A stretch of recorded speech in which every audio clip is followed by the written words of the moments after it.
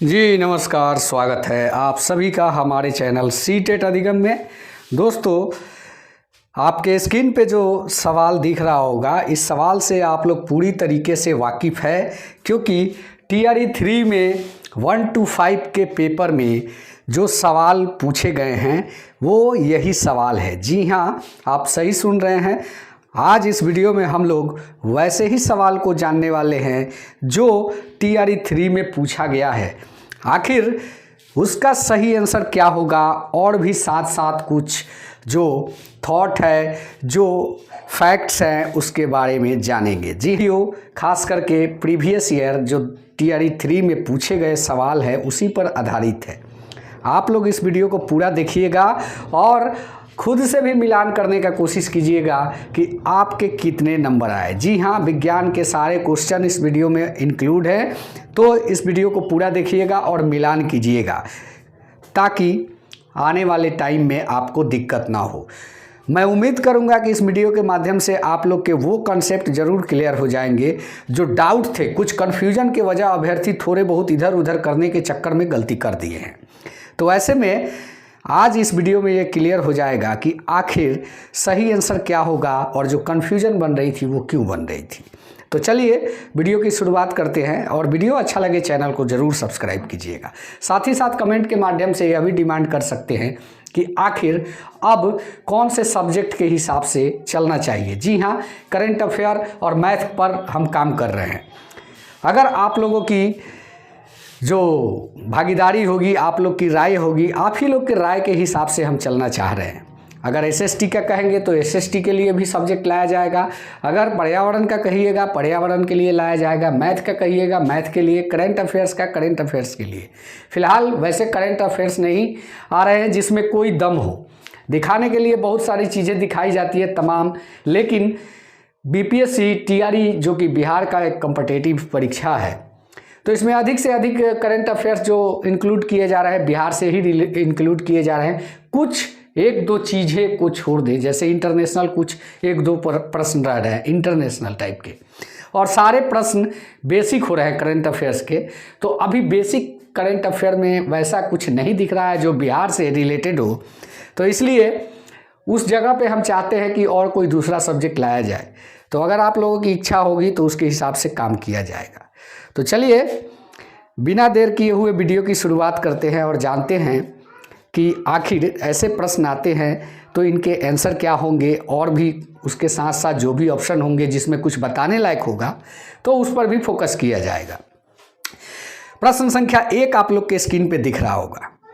भूकंप की तीव्रता मापन किस मशीन के द्वारा की जाती है?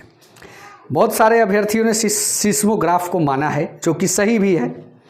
अब बैरोमीटर का काम क्या होता है इसके बारे में जान लेते हैं। बैरोमीटर जो है वायु दाब को नापा जाता है, एयर प्रेशर को नापा जाता है, गैस सिलेंडर के अंदर जो गैस का प्रेशर है उसको नापा जाता है। तो बैरोमीटर से कुल मिला के वायु दाब को नापा जाता है। मैनोमीटर से क्या नापा जाता है? गैस, पानी, तरल इत्यादि जो भी दाब के पदार्थ होते हैं उससे मैनोमीटर के द्वारा माप किया जाता है। तो इसका सही आंसर होगा सिस्मोग्राफ, इसका सही आंसर होगा। चलिए नेक्स्ट के बारे में जानते हैं। वायु में ऑक्सीजन का प्रतिशत कितना होता है? यहाँ पे क्योंकि ऑप्शन दिया था 21%, 0.04%, 0.93%, उपयुक्त में से एक से अधिक, उपयुक्त में से कोई नहीं। तो एक्चुअल पूछा जाए तो 20 पॉइंट कुछ होता है, 20.9 के आसपास, 8 के आसपास ऐसे होता है।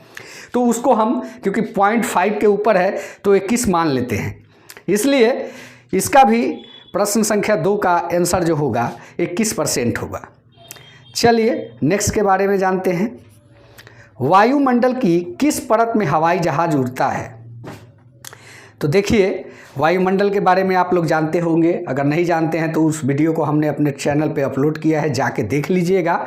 तो सौरमंडल सबसे नीचा का मंडल है, समताप मंडल इसके बाद जो आता है।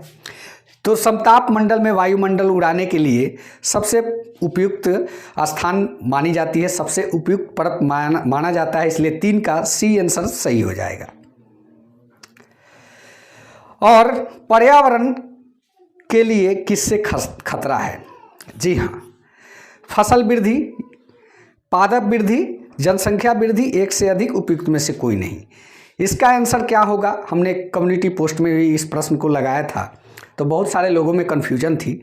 देखिए, वर्ल्ड ग्लोबलाइजेशन का दावा है कि जो पॉल्यूशन, जो जनसंख्या है इतनी तेज़ी से बढ़ रही है पूरे दुनिया में कि यह एक पर्यावरण के लिए खतरा बताया जाता है कि क्योंकि जनसंख्या वृद्धि इतनी तेज़ी से हो रही है। स्वाभाविक है, जनसंख्या जितनी ही तेज़ी से बढ़ेगी पॉल्यूशन होगा उतनी तेज़ी से ही बढ़ेगा। तो ये एक बहुत बड़ा जो है समस्या है सभी के लिए, क्योंकि वर्ल्ड ग्लोबलाइजेशन बेसिक पे ये काम को किया जा रहा है और माना भी जा रहा है कि जनसंख्या वृद्धि जो है यह एक बहुत बड़ा खतरा है पर्यावरण के लिए। फसल वृद्धि कोई खतरा नहीं है। पादप वृद्धि, पेड़ पौधे रहेंगे तो स्वाभाविक सी बात है, आपको पता ही है कि उससे ऑक्सीजन का लेवल ठीक रहता है, इसलिए मतलब कि वायुमंडल एटमॉस्फेयर को कंट्रोल करके रखता है, तो इससे कोई खतरा नहीं है। जनसंख्या वृद्धि इसमें एक ऐसा ऑप्शन है जिससे कि खतरा माना जा रहा है। तो ये एक तरह से कहे तो ये मॉडरेट सवाल था, लेकिन इसका आंसर जो होगा 4 का सी ही होगा।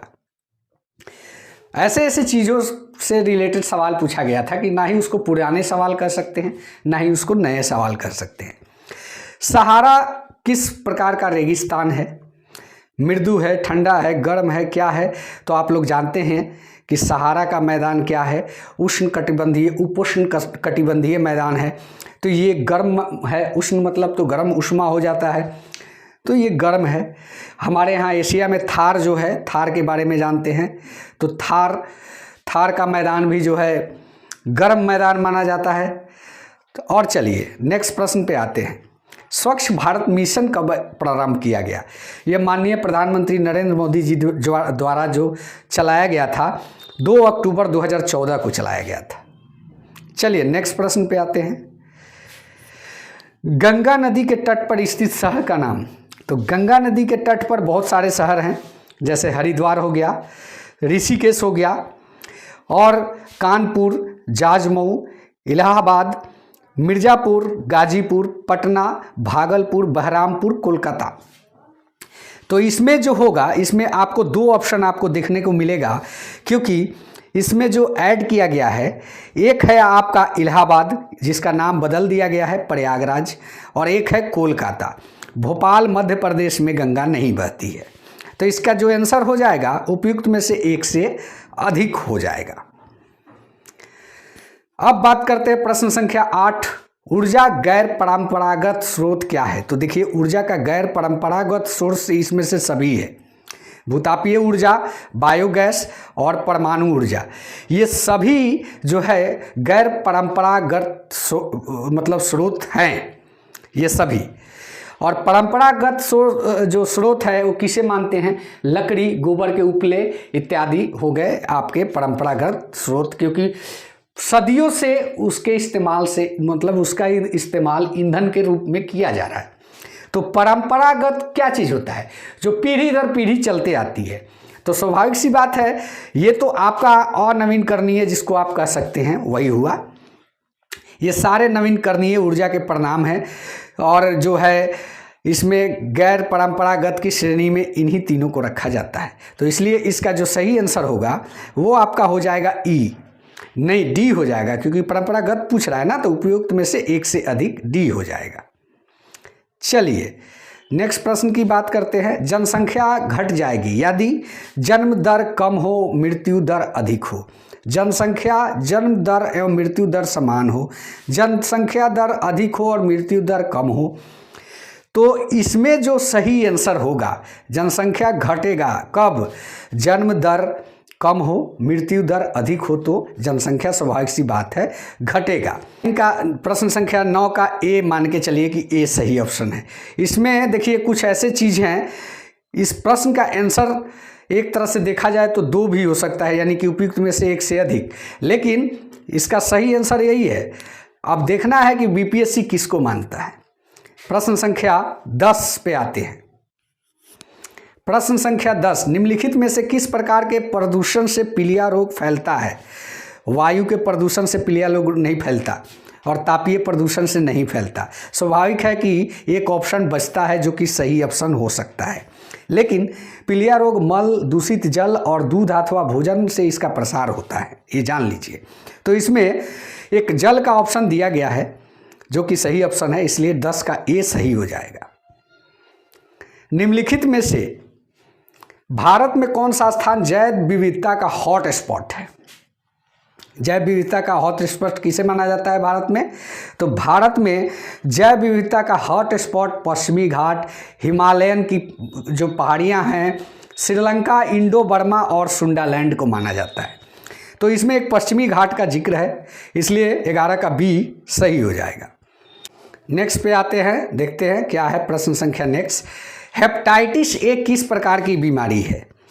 जी हाँ, जैसा कि आप सभी जानते हैं कि हेपेटाइटिस ए भी 2 सवाल मिल गए इसमें। अभी पीलिया रोग के बारे में भी पूछा, ये भी फेफड़ा संबंधित ही रोग है, इसलिए जितने भी ऐसे संबंधित रोग होंगे इसमें क्या है, वायु प्रदूषण से यह बीमारी, भोजन संदूषण से यह बीमारी, यानी कि इसमें 2 ऑप्शन हेपेटाइटिस ए में मिल रहे हैं, इसलिए 12 का डी सही हो जाएगा।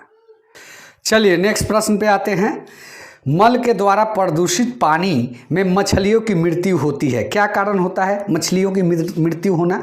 क्या वो ऑक्सीजन की कमी, रोगजनकों के द्वारा, गलफड़ों के बंद होने से, उपयुक्त में से एक से अधिक या उपयुक्त में से कोई नहीं? तो इसका सही आंसर आपका हो जाएगा, जब आप यहाँ पे थोड़ा सा लॉजिक लगाएंगे तो आप पाएंगे कि आप खुद भी दे सकते हैं। ऑक्सीजन की कमी, रोगजनकों के द्वारा, गलफड़ों के बंद होने से, कौन सा इसमें ऑप्शन होगा? सीधी बात है, जब पानी जब प्रदूषित होता है, जल जब तालाब के प्रदूषित होते हैं, तो क्या होता है कि उसमें जो तमाम तरह के कचरे जाते हैं वो सड़ने गलने से तमाम तरह की गैसें उत्पन्न होती हैं। ऐसे में क्या होता है कि वहाँ ऑक्सीजन का लेवल कम हो जाता है। ऑक्सीजन के कम लेवल के वजह से मछलियों की मृत्यु होने लगती है। तो इसका सही आंसर क्या होगा?